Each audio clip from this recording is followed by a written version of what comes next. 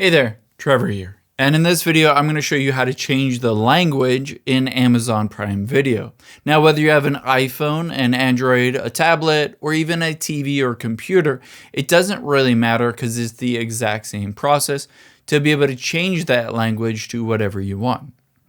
Now, the first thing you're going to do is open up a web browser like Safari or Google Chrome and type in Amazon.com.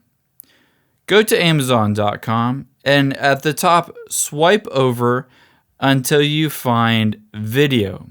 Tap on video. Tap on your profile at the top right of Prime Video. Tap on account and settings midway down.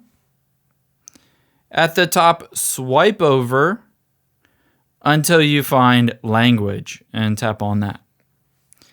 Under streaming language, get recommended videos based on your profile's preferred audio and subtitle language. Tap change. You can see it says auto. Switch this to custom and you can choose any language that you want. From German to French to Spanish, you'll be able to see the entire list. Just select your new language and tap save at the bottom, and it will remember it across all of your devices throughout your Amazon Prime Video account.